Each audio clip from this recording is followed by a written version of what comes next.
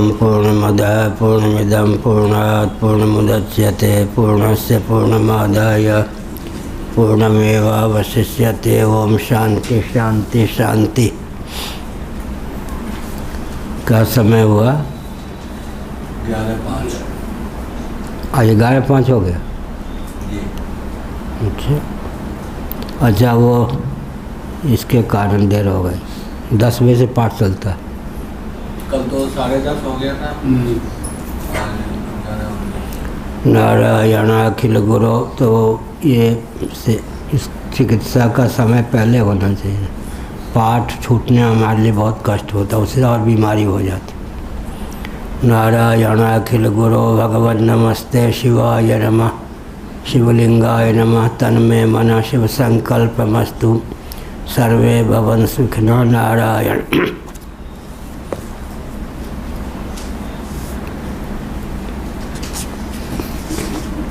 भाष्य चलेगा। पृष्ठ 184।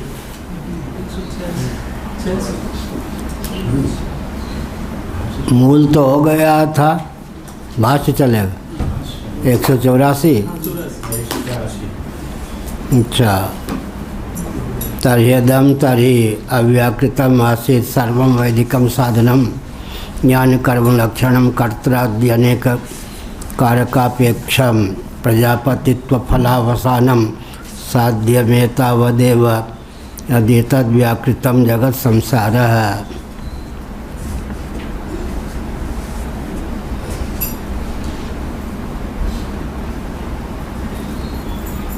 महाप्रलय में जो अव्याकृत अवशिष्ट था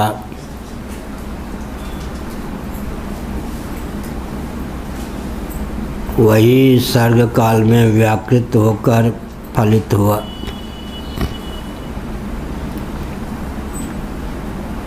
तत् और इदम में एकत्व का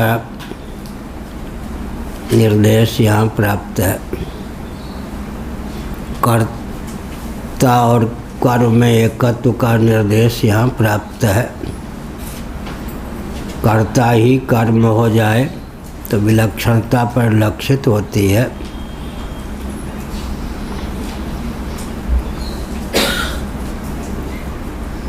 अव्याकृत व्याकृत होता है, अव्यक्त ही व्यक्त हो जाता है। व्यक्त का विलय स्थान अव्यक्त होता है और अव्यक्त ही कालांतर में अपने अस्तित्व के ख्यापन के लिए अपनी विशेष अर्थक क्रियाकारिता के उद्भासन के लिए व्यक्त होता है।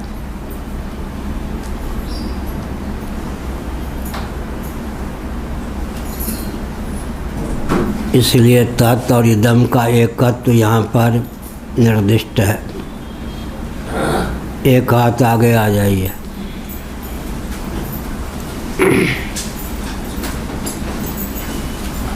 सर्वं वैदिकं साधनम ज्ञान फल ज्ञान कर्म लक्षणम कर्त्राद्यनेक कारकापेक्षम प्रजापतित्व फलावसानम। जितने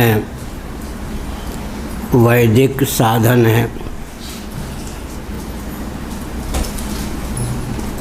उनको ज्ञान कर्म रूप ही मानना चाहिए। ज्ञान कर्मात्मक ही वैदिक साधन सिद्ध होते हैं। कोई भी व्यक्ति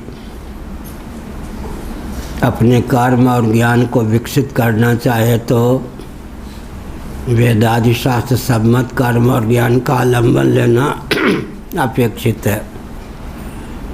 भौतिकवादियों में अक्षमता नहीं है कि अपने ज्ञान और कर्म को विकसित कर सकें। केवल वैदिक विधा का आलम्बन लेने पर, वेदादि शास्त्र सम्मत कर्म और ज्ञान का आलम्बन लेने पर ही ज्ञान और कर्म का उत्कर्ष हो सकता है, यह अभिप्राय है। कारण क्या है? वेदादि शास्त्र सम्मत कर्म कांड, उपासना कांड, ज्ञान कांड का परिपालन करना हो तो देह के नाश से जीवात्मा का नाश नहीं होता, देह के भेद से जीवात्मा में भेद की प्रसक्ति नहीं होती। इस सिद्धांत में आस्थान्वित होना अत्यंत अपेक्षित है।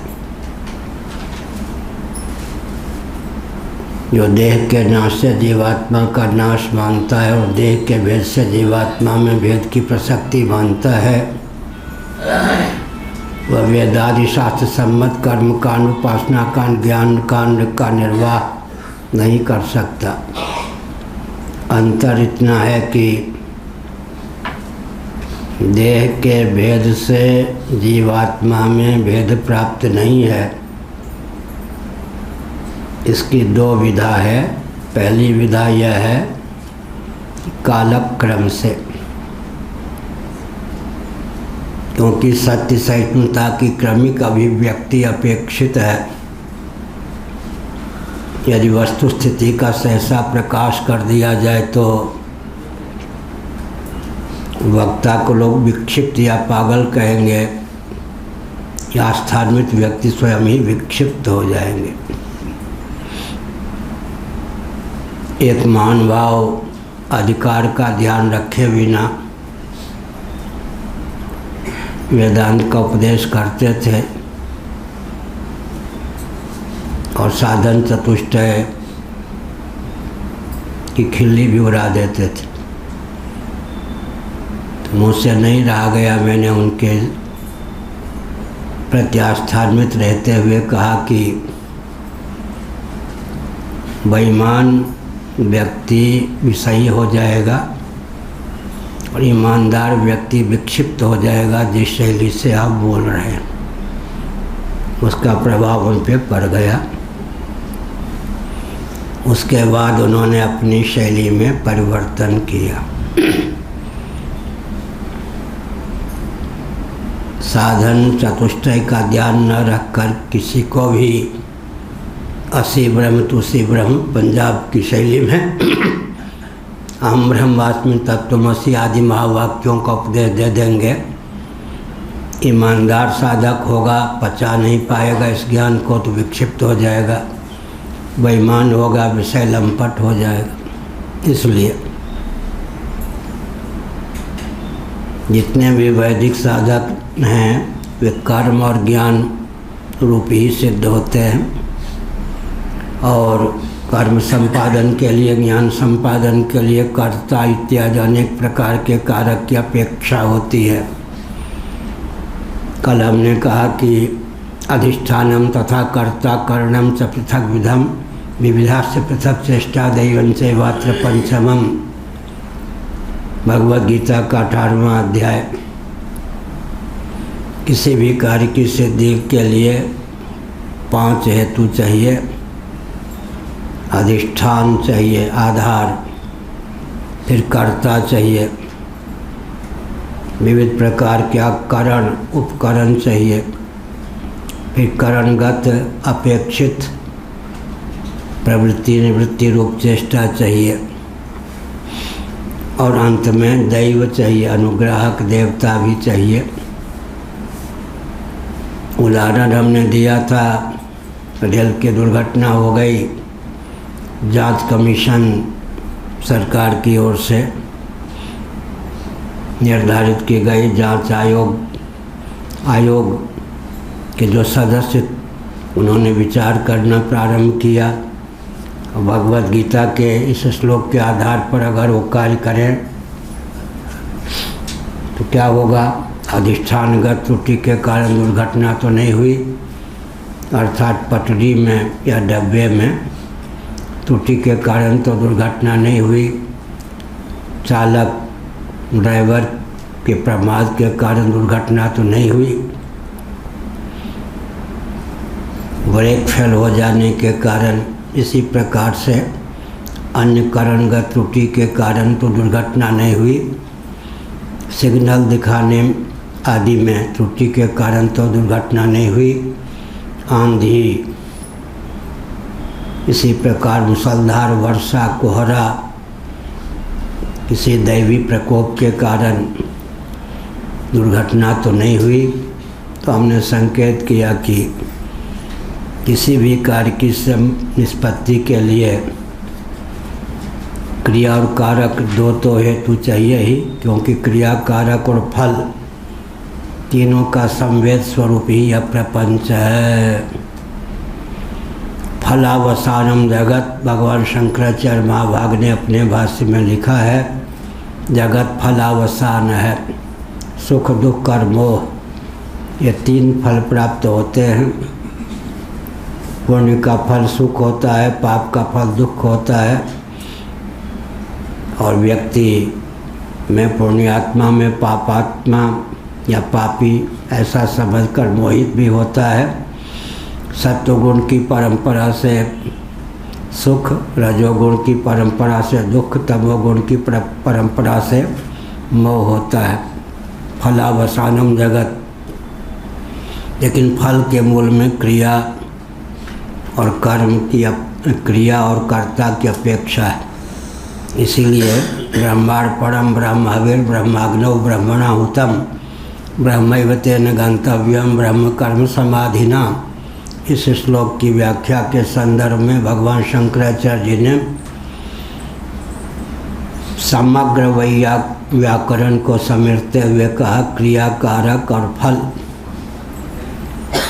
व्याकरण को अगर तीन शब्दों में गुंफित करें तो क्रिया, कारक और फल। जगत को भी अगर तीन शब्दों में ही गुंफित करके बोलना हो तो क्रिया, कारक, फल। फल पर्यवसायी होता है, लेकिन फल के मूल में क्रिया और कारक। प्रजापतित्व फलावसानम, ज्ञान और कर्म का पर्यवसान, दोनों के समुचित अनुष्ठान का पर्यवसान है प्रजापतित्व। प्रजापति पद की प्राप्ति अर्थात ब्रह्मा हो जाना। मनुष्य शरीर से अगर किसी को ब्रह्मा के पद पर अभिषिक्त भी कर दें तो दायित्व का निर्वाह कर सकेगा।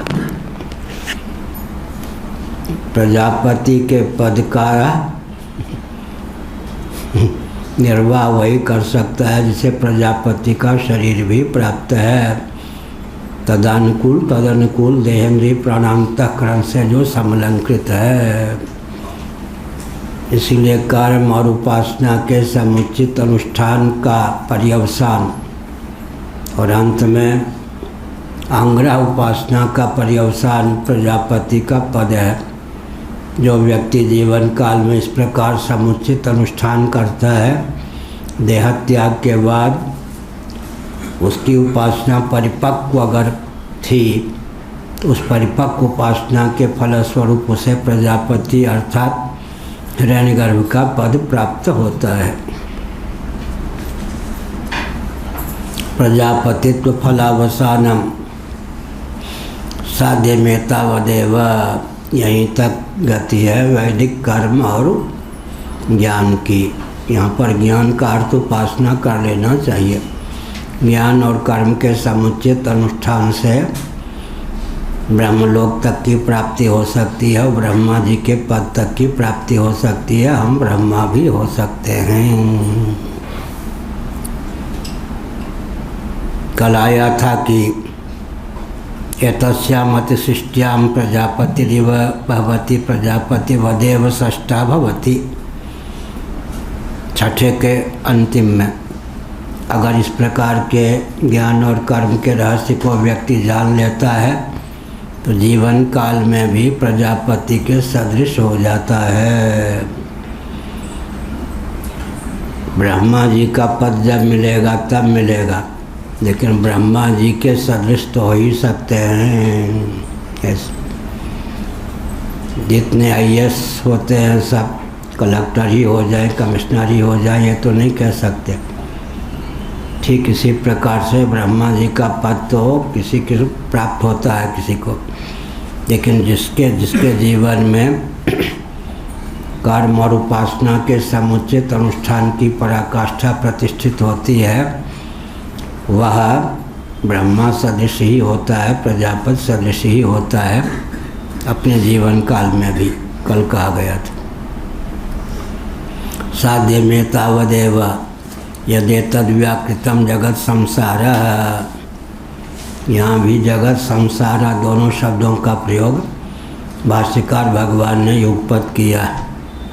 यहीं तक साध्य है। कैवल्य मोक्ष ज्ञान और कर्म के समुचित अनुष्ठान के फलस्वरूप संभव नहीं। वह तो रहते ज्ञानान्न मुक्ति ज्ञानादेव तो कैवल्यम, क्योंकि ज्ञान का अर्थ हमने किया उपासना। ऐसे प्रकरण में ज्ञान का अर्थ होता है उपासना। कर्म भी कर्तृतंत्र है, उपासना भी कर्तृतंत्र है, कर्ता के अधीन है। स्वतंत्र कर्ता, कर्ता अपेक्षाकृत स्वातंत्र से संपन्न होता है। उदाहरण के लिए यहाँ से वहाँ जाएं न जाएं, इसमें हम स्वतंत्र हैं। लेकिन कोई छींक मार दे तो सुनना चाहे या न सुनना चाहें, सुनने के लिए बाध्य हैं। ज्ञान में हम स्वतंत्र नहीं हैं।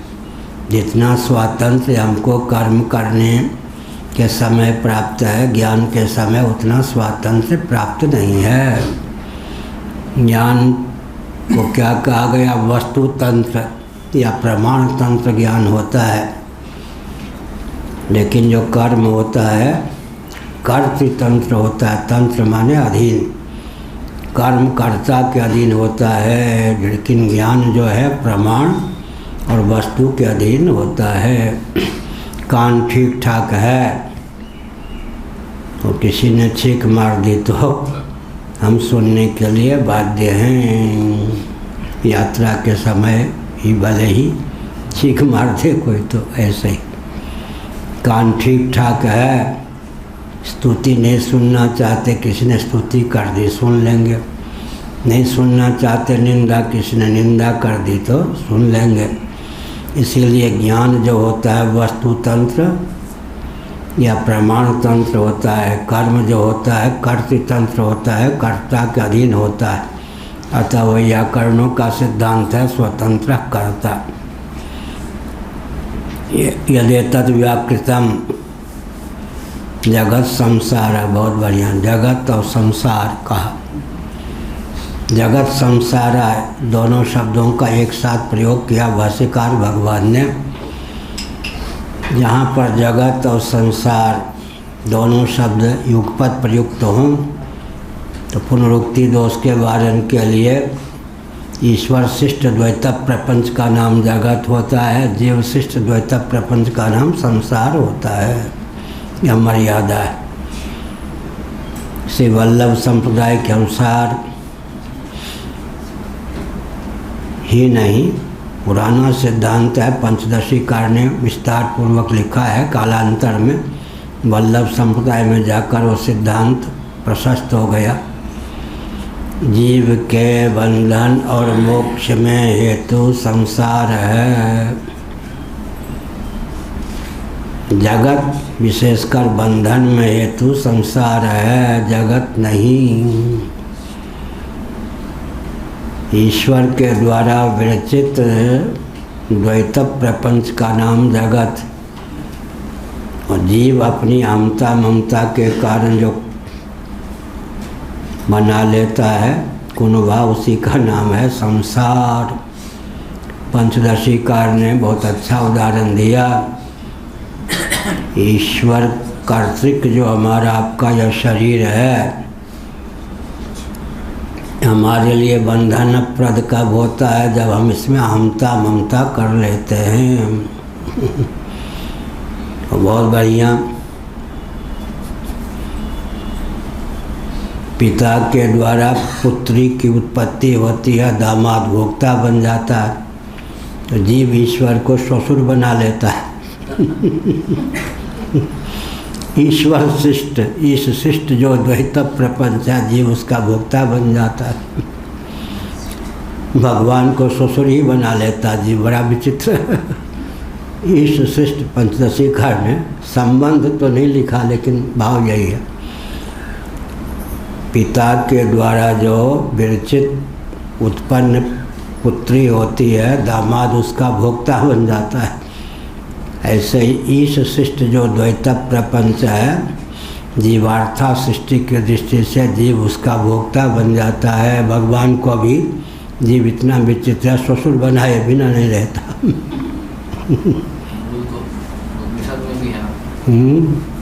तेजो बिंदु उपनिषद आदि में भी है। आत्मोपनिषद का एक वचन बोलते हैं। आत्मोपनिषद में भी सब जगह इस तथ्य का ही, आखिर संसार है तो भोक्ता कौन होगा। संसार जो बना है, त्रिपाद विभूति महानारायण उपनिषद में जीव शिष्ट द्वैत प्रपंच, इस शिष्ट द्वैत प्रपंच की विभाजक रेखा है। इसलिए जगत संसारा दोनों शब्दों का प्रयोग भगवान ने किया, शंकराचार्य। वचन भी आप बोलते हैं। वचन भी आप बोलते हैं क्या?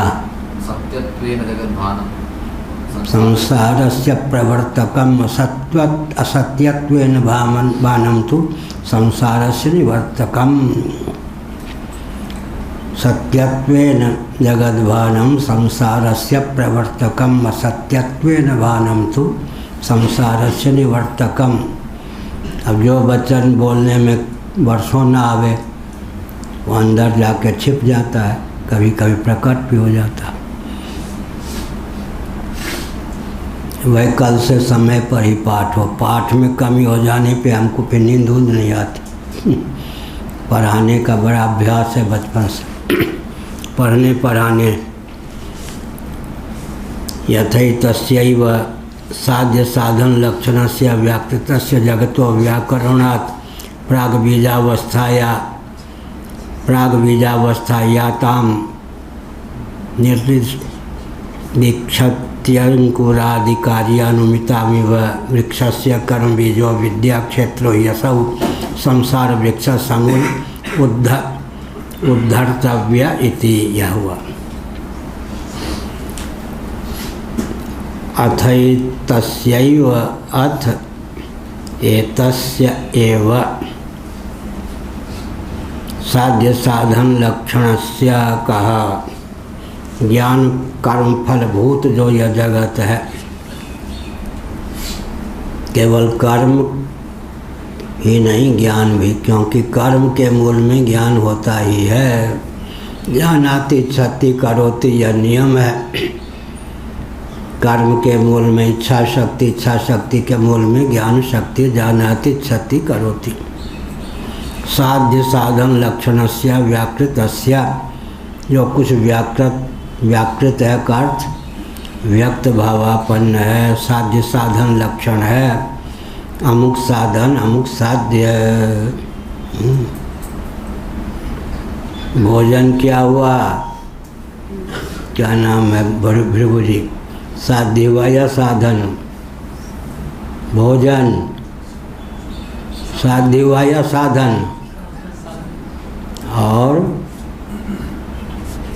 साध्य क्या है? भूख की निवृत्ति। ठीक भाई। भोजन के 3 फल हैं। अभीष्ट भोजन मिल जाए तो पहला फल है भूख की निवृत्ति, दूसरा फल है देहेंद्रीय प्राणांतःकरण में पुष्टि का संचार, तीसरा फल है तृप्ति। भोजन करिए तृप्ति हित लागी, भोजन का अंतिम फल है तृप्ति। एक बिहार के संत थे स्वामी आत्मानंद जी, उन्होंने एकांत में ऋषिकेश में बताया, 63 की बात होगी, 64 की।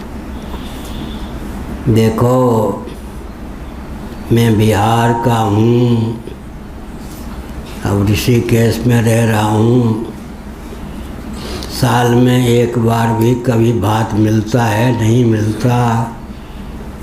रोटी से तृप्ति तो नहीं होती, भूख की निवृत्ति हो जाती। बड़ी विलक्षण बात। इसीलिए कहा भूख की निवृत्ति, देहेंद्रीय प्राणांतःकरण में बल का संचार माने पुष्टि और तृप्ति।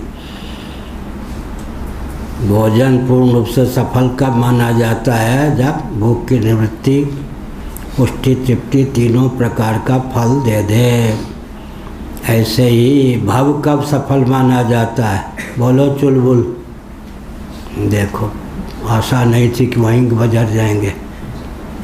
जब भगवान की भक्ति करते हैं तो हो सकता है। बैठो, बात तो नहीं तो है। ठंड लग रही है? ठीक है बैठो। भक्ति विरक्ति भगवत प्रबोध। जन्म सफल हुआ कैसे माने? भक्ति विरक्ति भगवत प्रबोध 3 फलों की प्राप्ति हुई तो जन्म हुआ सफल, अन्यथा नहीं। कलेक्टर, कमिश्नर, प्रधानमंत्री, मुख्यमंत्री, शंकराचार्य और कुछ हो जाए, अगर भक्ति विरक्ति भगवत प्रबोध से च्युत हैं सारे पद व्यर्थ। भुक्तये न तो मुक्तये। भोजन के 3 फल, भूख की निवृत्ति, देहेंद्रिय प्राणांतकरण में पुष्टि का संसार, अंत में तृप्ति। ऐसे ही भजन के 3 फल, भक्ति विरक्ति भगवत प्रबोध। एक ने हमसे कहा, महाराज आपने ज़रूर बहुत साधना की होगी, आपका जीवन सफल हो गया, साधन सफल हो गया, आपको शंकराचार्य का पद मिल गया। अब हम उसको डांटते क्या? हमने कभी शंकराचार्य पद होने के लिए साधन नहीं किया। पूर्वाचार्य जी ने घेर घार के अनुग्रह पूर्वक के पद दे दिया। इसका अर्थ क्या है? साधन करना चाहिए भगवत प्राप्ति के लिए। भक्ति विरक्ति भगवत प्रबोध सबसे ऊंचा फल है। भव से वैराग्य हो, भगवान के प्रति राग हो, इसी का नाम राग का नाम भक्ति है। भगवान के प्रति राग, भगवत तत्व का बोध हो गया, जीवन सफल। नहीं तो क्या होगा? वैराग्य का मुख भगवान की ओर कर दो अज्ञान, और राग का मुख भव की ओर, यही तो उल्टा हो गया। बेचारा जयंत वायस रूप में, इंद्रपुत्र जयंत घबरा कर नारद जी ने कहा कहाँ जा रहा है? बाण पीछा कर चुका है, मरे बिना नहीं रहेगा, बस जाके गिर। जिन्होंने बाण का प्रयोग किया है उनके चरणों में जा तो बचेगा, नहीं तो नहीं बचेगा। तेरा पिता भी तेरी रक्षा नहीं कर सकता, तेरी माँ इंद्राणी भी तेरी रक्षा नहीं कर सकती। बेचारा घबरा गया, राम जी के चरणों के पास आकर गिरा। कुटिलता का परिचय दिया था, इसलिए वायस कौवे के रूप में।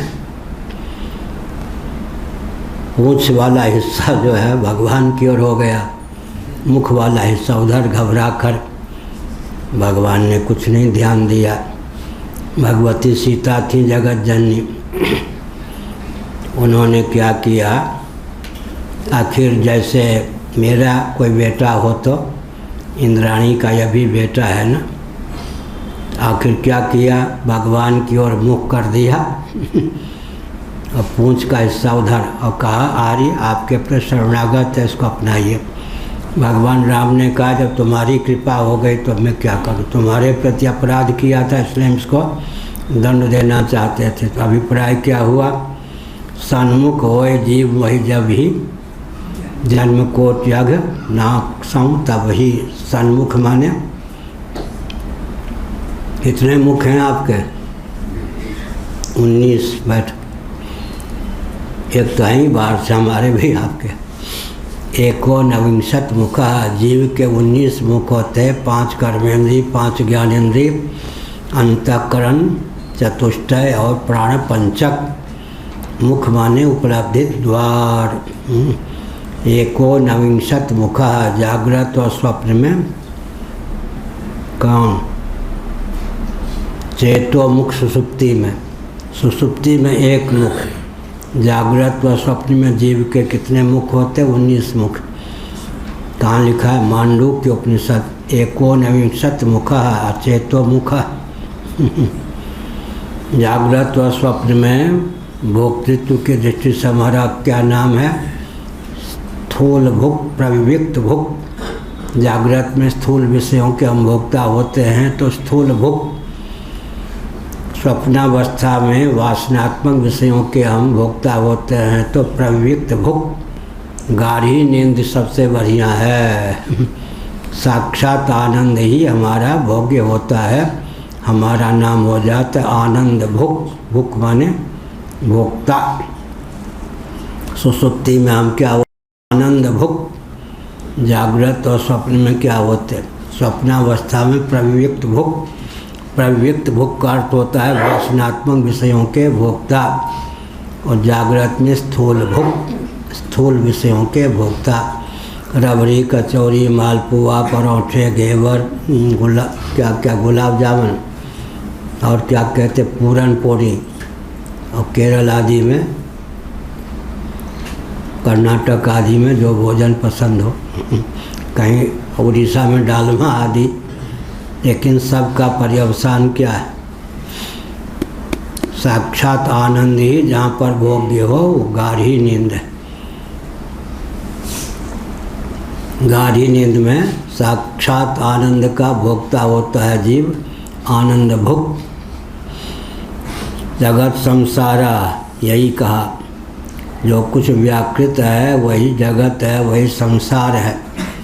अव्याकृत जो है वही बीजावस्था है। अव्याकृत माने व्याकरण का विषय जो न बना हो उसका नाम है अव्याकृत।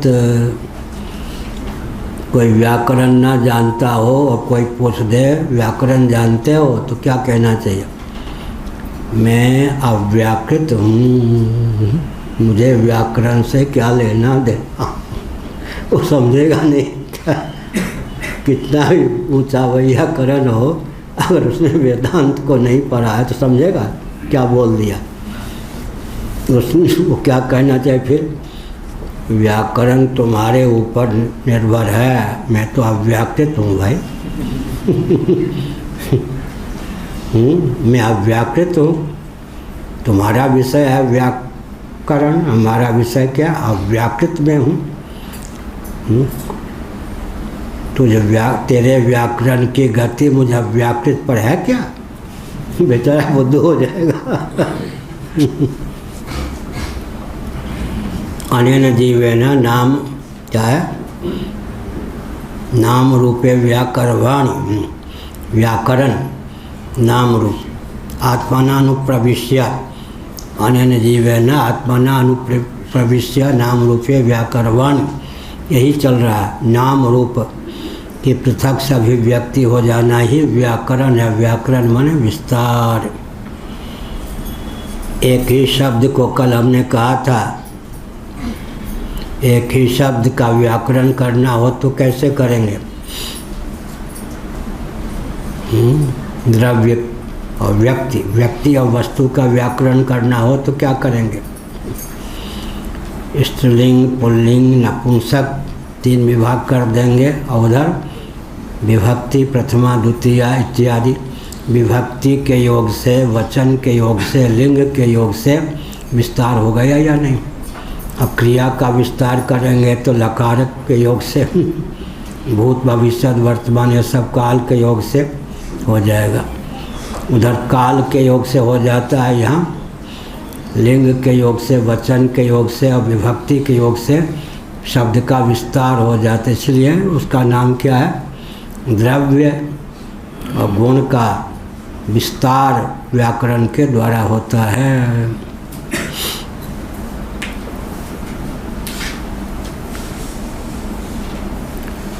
अथैतस्यैव साध्य साधन लक्षणस्य, साध्य साधन लक्षणस्य व्याकृतस्य जगतः, यह कहा साध्य साधन लक्षण व्याकृत जगत है। साध्य साधन लक्षण, अमुक साध्य अमुक साधन है। इस प्रकार से व्याकरणात् प्राग बीजावस्थाया, व्याकरण के पूर्व माने विस्तार के पूर्व बीजावस्था पन्न क्या हुआ? अव्यक्त दशा, उसी का नाम अव्याकृत है। ताम निर्दिदीक्षत्यंकुरादिकार्यान्वितामिव वृक्षस्य कर्म बीजो विद्या क्षेत्रो यसौ संसार वृक्ष समूल उद्धर्तव्य इति ऊर्ध्वमूल मंद शाख की ओर ले जा रहे। अंकुरादिकार्यान्वितामेव वृक्षस्य बीज है क्या? कोठी में रखा हुआ शुष्क बीज। इसी प्रकार महाप्रलय में जगत का जो मौलिक स्वरूप होता है वो क्या होता है? शुष्क बीज के समान होता है। कालांतर में अंकुर और पहले उच्छूनावस्था, किसी बीज को फूलने दे दें या किसी बीज पर पानी पड़ जाए या गीली जगह में कोई बीज रख लें तो अंकुर के पहले कौन सी अवस्था होती है? उच्छूनावस्था, बीज फूल जाए। जैसे गर्भ धारण करने के बाद माताओं का उदर फूल जाता है, ऐसे बीज जो है स्निग्ध हो जाने पर अंकुरित होने के पहले उच्छूनावस्थापन्न होता है अर्थात फूल जाता है। कालांतर में उससे अंकुर की उत्पत्ति हो जाती है। अंकुर से फिर ऐसे होते होते शाखा प्रशाखा पत्र पुष्प फल आदि की निष्पत्ति हो जाती है।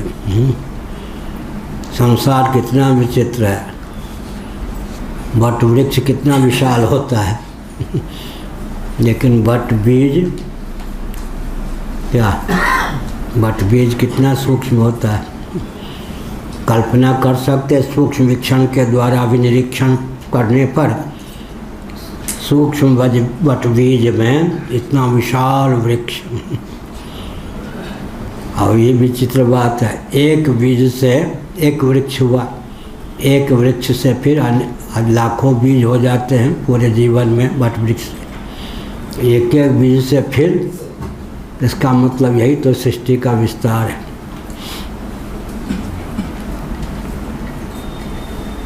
अंकुरादि कार्यान्वितामेव वृक्षस्य कर्म बीज अविद्या क्षेत्र कर्म बीज। यही है, कर्म का बीज कौन होगा? स्पष्ट ही है, कर्म निमित्तक अविद्योपादानक है। कर्म निमित्तक है, अविद्योपादानक है। अविद्या उपादान है, बीच में क्या हुआ? काम, नीचे कर्म। कर्म निमित्तक अविद्योपादानक, बीच में काम है। अविद्या, काम और कर्म, ठीक। अविद्योपादानक और काम से उपोद्वलित और कर्म मूलक। फिर क्या है? फल की प्राप्ति होती है, देहादि की प्राप्ति होती है। यही का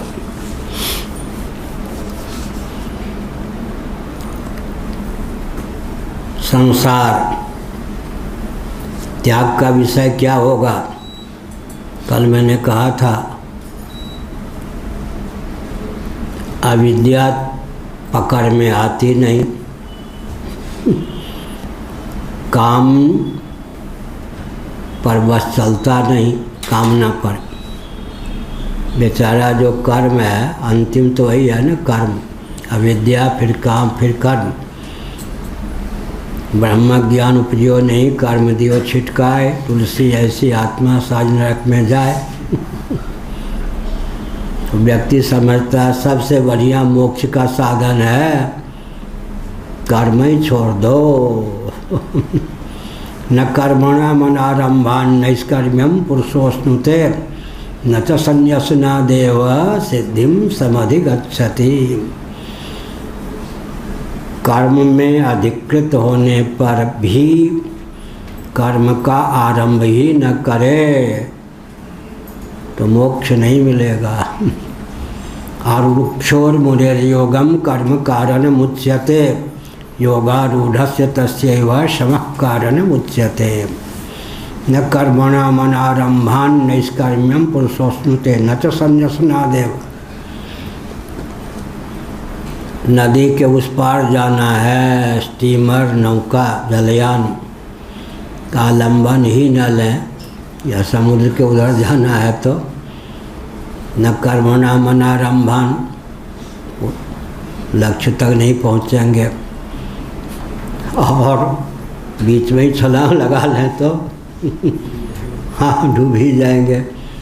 न कर्मणा मनारंभाम नैष्कर्म्यम पुरुषोस्मृति न च संन्यासनादेव। उचित अधिकृत होकर उचित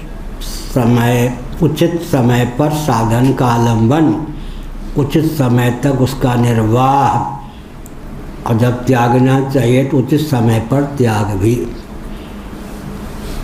स्टीमर का, जलयान का, नौका का आलंबन ही नहीं लिया, आलंबन लेकर के बीच में ही छोड़ दिया, या उस पार जाने पर भी फिर हम बहुत अच्छा लगता है इसी में अब रहूँगा देवा तो अभी काम नहीं चलेगा क्या, फिर भी काम नहीं चलेगा।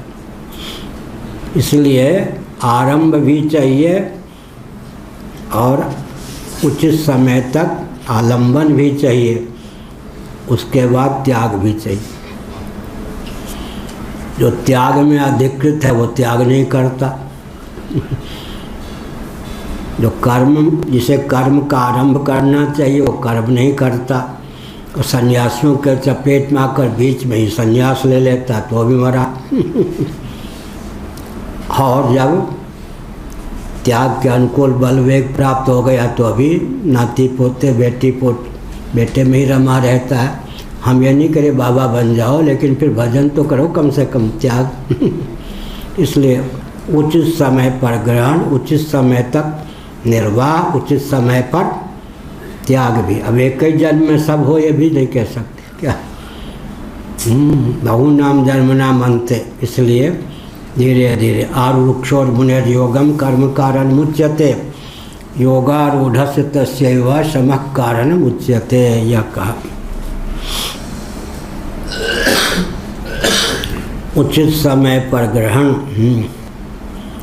और उचित समय तक निर्वाह। फिर क्या कसौटी है, हाँ बाबा क्या कसौटी है कि कर्म संन्यास का मुझे प्रशस्त अधिकार प्राप्त हो गया, कोई भी अपने अंतःकरण कैसे टटोलेगा, इसकी क्या कसौटी हुई। गीता छठा अध्याय, यदा ही नेन्द्रियार्थेषु न कर्मस्वनुसज्जते सर्वसंकल्प सन्यासी योगारूढ़स्तदोच्यते।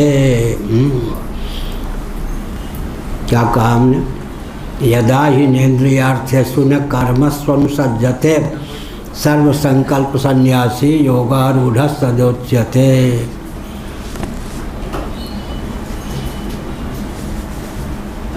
विराज जी आपकी उपस्थिति हमने पहचान ली, बैठे। यदा ही नेन्द्रियार्थेषु न कर्मस्वनुसज्जते, इंद्रियार्थेषु इंद्रियों के अर्थ विषय शब्द स्पर्श रूप रस गंध, न कर्मसु अनुसज्जते, कर्मों में आसक्ति न हो और कर्म इंद्रियों के विषय में आसक्ति न रह जाए। फलासक्ति कर्मासक्ति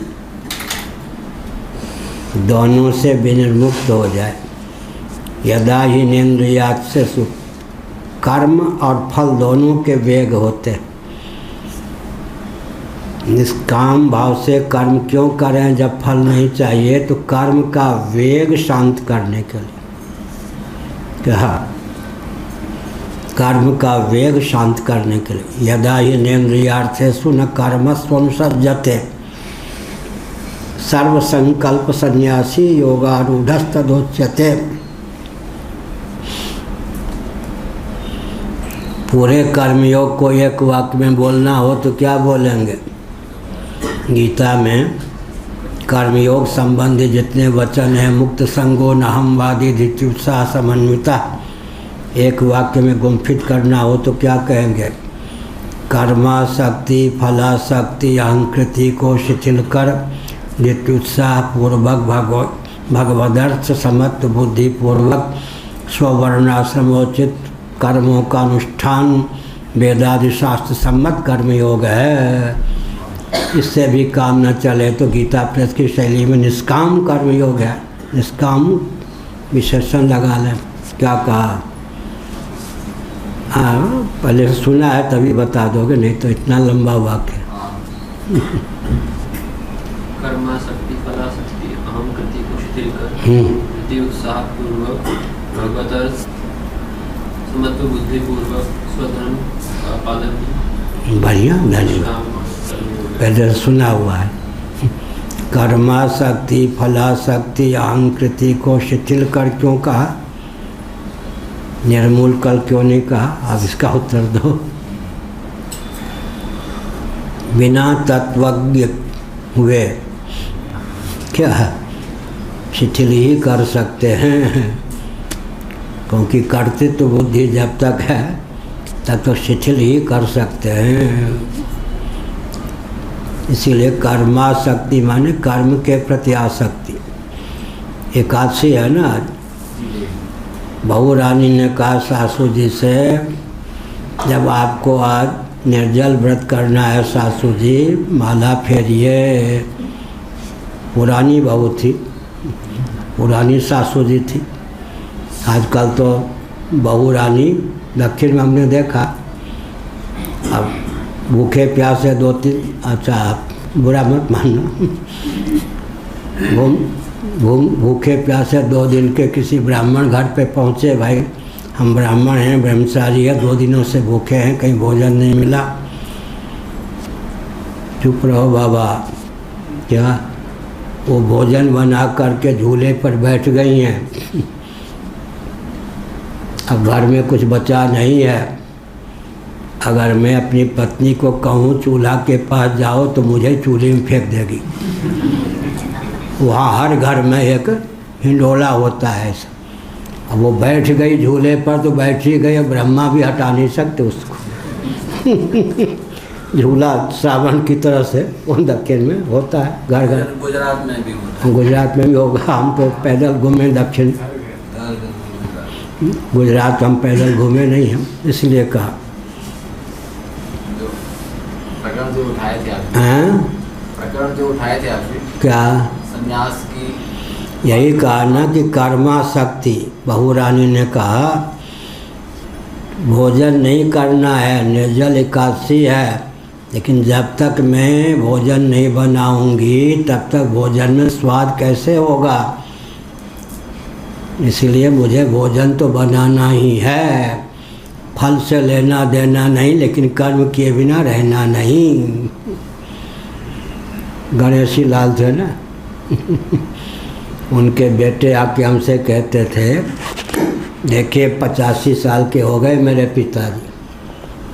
अब वो 85 साल के हो गए, 25 साल पहले जिस ढंग से व्यापार चलता था, हम चलाएंगे तो भूखे मरेंगे या नहीं। उनको लेना देना कुछ नहीं, भजन करें।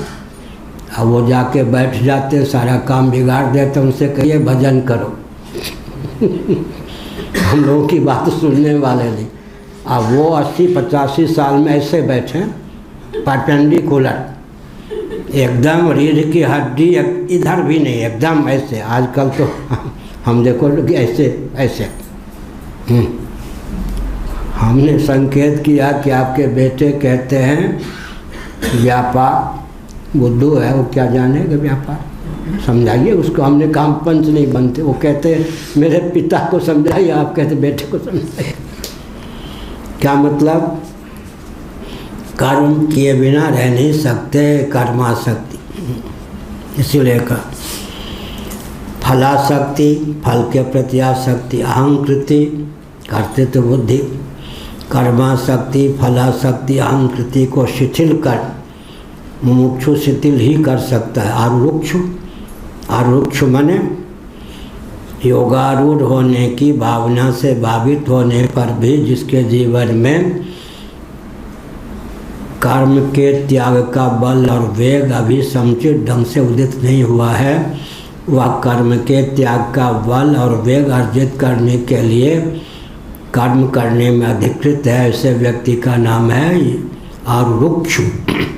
ये सब हाँ इंद्रियार्थेषु की व्याख्या कर रहे हैं। यह कह तो दिया, इंद्रियार्थेषु माने शब्द स्पर्श रूप रसगंध। इधर आ गया बीच में, क्या बीच में वो कर्म कोई यदा ही इंद्रियार्थेषु माने कर्म के विषय में भी आसक्ति न हो, कर्म में भी आसक्ति न हो। कर्म के विषय में आसक्ति न हो, जल्दी समझ में लोग उनको आ जाता है। और कर्म में भी आसक्ति न, कर्मसु अनुसज्जते। कौन इसमें विभाग कर देंगे? कर्मेंद्रियों में कर्मों के प्रति, ज्ञानेंद्रियों में भोगों के प्रति। यह इंद्रियार्थेषु माने शब्द स्पर्श रूप रस। ज्ञानेंद्रियों में किसके प्रति? इंद्रियार्थ के प्रति, भोग के प्रति। कर्मेंद्रियों में कर्म के प्रति। फिर और भी हम बोलते हैं, कर्मेंद्रियों में कर्म के प्रति, ज्ञानेंद्रियों में भोग के प्रति। क्या हो? आसक्ति न रह जाए। फिर बोलते हैं प्रीति और प्रवृत्ति दोनों नहीं। भाई प्रीति और प्रवृत्ति का अर्थ क्या हुआ? गीता में कहा गया रसवर्जम रसोप्यस्य परम निष्ठा निवर्तते। फिर आगे भी हम बोलते हैं प्रत्याहार युक्त विचार के द्वारा मन को संयत करने का बल और वेग प्राप्त हो जाए, तब व्यक्ति कर्म के त्याग में प्रशस्त अधिकृत माना जाता है। कर्माशक्ति, फलाशक्ति, अहंकृति को शिथिल कर देती उत्साहपूर्वक भगवदर्थ समत्व बुद्धिपूर्वक स्ववर्णाश्रमोचित कर्मों का अनुष्ठान वेदादि शास्त्र सम्मत कर्मयोग है। कर्मेंद्रियों में कर्म के प्रति, ज्ञानेंद्रियों में भोग के प्रति प्रीति प्रवृत्ति शेष न रह जाए और विचार के द्वारा क्या करे? कर्मेंद्रियों को कर्मों से, ज्ञानेंद्रियों को भोगों से उपरत करके मनोयुक्त, फिर मन को क्या करे? भगवत स्वरूप के परिवारगण में संलग्न करने का बल और वेग प्राप्त हो जाए तो समझना चाहिए मुझे आरुरुक्ष मुमुक्षु को कर्म त्याग का अधिकार प्राप्त हो गया। इसका नाम क्या है? मुमुक्षु कर्तृक कर्म संन्यास। कर्म संन्यास के प्रशस्त दो भेद हैं, तत्वज्ञ कर्तृक कर्म संन्यास, मुमुक्षु माने अज्ञ कर्तृक कर्म संन्यास। ये दोनों प्रशस्त हैं। अब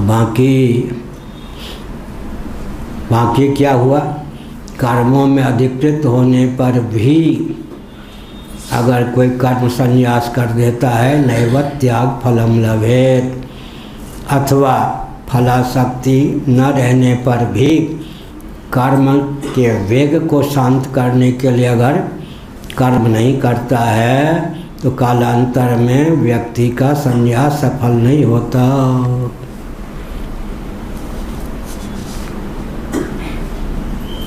कर्माशक्ति, फलाशक्ति को शिथिल कर धित्युत्साहपूर्वक भगवदर्श समत्व बुद्धिपूर्वक स्वकर्मानुष्ठान का नाम वेदादि शास्त्र सम्मत कर्मयोग है। संसार वृक्ष का उद्धर्तव्यम, संसार वृक्ष का समूल उच्छेद करना है। समूल उच्छेद करना है तब काम बनेगा।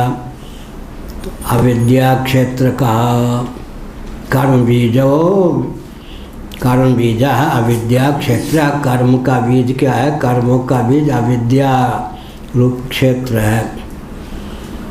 कर्म का मूल क्या है? कर्म के मूल में काम, काम के मूल में अज्ञान। कामना है तो अज्ञान अवश्य हुआ। क्यों? जो हमको चाहिए, जो हमको चाहिए वो तो हमारे स्वरूप वैभव से ही हमको सुलभ हो सकता है। इस रास्ते को जानने पर तो कामना का उच्छेद हो जाता। क्या क्या चाहिए? कामना के विषय मुख्य तीन कौन होते हैं? असतो मां सद्गमय, तमसो मां ज्योतिर्गमय, मृत्योरमामृतम गमय। मृत्यु, जड़ता, दुख तीनों से अतिक्रांत स्वरूप की समुपलब्धि यही ना। मृत्यु पसंद नहीं है, ऐसा जीवन जहाँ मौत की छाया भी न पहुँच सके। एक नैमिषारण्य में वैद्य, नैमिषारण्य में कहाँ या कहीं, हाँ, वो कहते थे कि महाराज में धन्वंतरि माना जाता। फिरोजाबाद के थे कोई वैद्य, हाँ फिरोजाबाद। मैं समझता था कम से कम 102 वर्षों तक जीवित रहूँगा, स्वस्थ रहूँगा। दूसरों को तो स्वस्थ करता था, मैं स्वयं बड़ा स्वस्थ था। फिर क्या हो गया? नैमिष वालों के शिष्य थे, हमको सुना रहे थे अपनी वेदना। महाराज आ रहा था हृष्ट पुष्ट, इतने साल की आयु में भी पीछे से किसी वाहन वाले ने ठोकर मार दी। अब देखिए क्या दशा हो गई। हमने कहा आपने जो कुछ किया अजर अमर होने के लिए शरीर सहित भगवान ने वैराग्य का राग आलाप ही दिया, मार्ग प्रशस्ति कर दिया। बड़ा नाराज हुए, हमारी आयु छोटी थी। हमने कहा अपने आप को वैद्य होने के कारण रोग से मुक्त करने के लिए कम से कम 103 वर्ष जीवित रहूं, ये भावना आपकी थी। जीवित भले ही 103 वर्ष तक रहे, लेकिन कमर उमर सब चकनाचूर। वैराग्य का भगवान ने रास्ता साफ कर दिया, बड़ी कृपा की। अब वो तुमसे कोई बात नहीं करूँगा। मैं ब्रह्मचारी था, फिरोजाबाद के थे। हमने कहा आपने यही प्रयास किया कि शरीर से ही भगवान ने फिर भी वैराग्य का राग दे ही दिया, मार्ग प्रशस्ति कर दिया। कर्म बीज क्या है? अविद्या, वो तो है। संसार वृक्ष का वही मूल है। संसार वृक्ष का बीज क्या है? काम, फिर काम कर्म, फिर कर्म के मूल में काम, काम के मूल में अविद्या। क्या समय हुआ है? आज विलम्ब से आए। समूल उद्धर्तव्य इति तदुद्धरणे ही पुरुषार्थ परिसमाप्ति। संसार बीज के उद्धार माने उच्छेद से ही पुरुषार्थ की परिसमाप्ति होती है। पुरुषार्थ का अर्थ क्या हुआ? पुरुष को जो अर्थ माने अभीष्ट है, मोक्ष, कल्याण अर्थात सच्चिदानंद स्वरूप होकर शेष रहूं, मृत्यु जड़ता दुख से अतिक्रांत जीवन लाभ करूं, उसकी परिसमाप्ति हो जाती। उद्धरणे ही पुरुषार्थ परिसमाप्ति, पुरुष प्रयत्न की पूर्णता प्राप्त है। तथा च उक्तम, इसी तथ्य को कठोपनिषद उपनिषदों के माध्यम से व्यक्त किया गया। गीता के 15वें अध्याय के माध्यम से ऊर्ध्वमूलो वाक्शाखः येषोत्थः इति काठ के कही दिया। जब काठक श्रुति है, काठक माने कठोपनिषद। ऊर्ध्वमूलः मूलम, वहाँ ऊर्ध्वमूल मधा शाख, यहाँ पर ऊर्ध्वमूलो वाक्शाखा पाठांतर। ऊर्ध्वमूलो वाक्शाखः, ऊर्ध्वम माने उत्कृष्टम। ये तब लोग रूपक करते हैं ऊर्ध्वमूल, बहुत बढ़िया दिखाते हैं गीता प्रेस में चित्र। गीता प्रेस वाले एक वट वृक्ष हो, जहाँ वो धस जाए, ऐसा उल्टा हो जाए, जड़ वाला हिस्सा हो जाए यूँ और शाखा प्रशाखा यूँ। हम लोगों का ऊर्ध्वमूल है या नहीं? क्या ये शरीर का मूल क्या है? संचालन यहाँ से होता है। ऊर्ध्वमूल, अधः शाख, ये सब शाखाएँ हैं या नहीं? लेकिन यहाँ वस्तु स्थिति क्या? ऊर्ध्वमूल माने, ऊर्ध्वम माने उत्कृष्टम। उत्कृष्ट माने परमात्मा तत्व सबसे ऊपर, उसका उच्छेद तो होगा नहीं। लेकिन परमात्मा तत्व के बाद जो अविद्या है, प्रकृति है, माया है, वह कौन है? परिणामोपादान। भगवान भी दो उपादान चाहिए। क्या? मायोपादान ब्रह्मोपादान जगत, दो दो उपादान इसको प्राप्त हैं, मायोपादान और ब्रह्मोपादान। ब्रह्म भी उपादान है, माया भी उपादान है। एक का उच्छेद अपेक्षित है, एक होकर शेष रहना अपेक्षित है। इसलिए ऊर्ध्व मूल मद शाखम, इसका अर्थ क्या हुआ? ऊर्ध्वम उत्कृष्टम ब्रह्म ही संसार वृक्ष का मूल है। उच्छेद करने योग्य मूल कौन है? अविद्या। बीच में क्या है? काम। उससे सबसे नीचे क्या है? कर्म। अविद्या, काम, कर्म, इन तीनों का उच्छेद किससे होगा? आत्मा के वास्तव स्वरूप के बोध से। ओम पूर्णमदः पूर्णमिदं पूर्णात् पूर्णमुदच्यते पूर्णस्य पूर्णमादाय पूर्णमेवावशिष्यते। ओम शांति शांति शांति। नारायण अखिल गुरु भगवन नमस्ते। शिवाय नमः, शिवलिंगाय नमः। तन्मे मनो शिव संकल्पमस्तु। सर्वं सुखिनः। श्रीमद् जगत गुरु शंकराचार्य भगवान की जय। धर्म की जय। अधर्म का नाश हो, प्राणियों में सद्भावना हो, विश्व का कल्याण हो, गौ माता की जय हो, गो हत्या बंद हो, भारत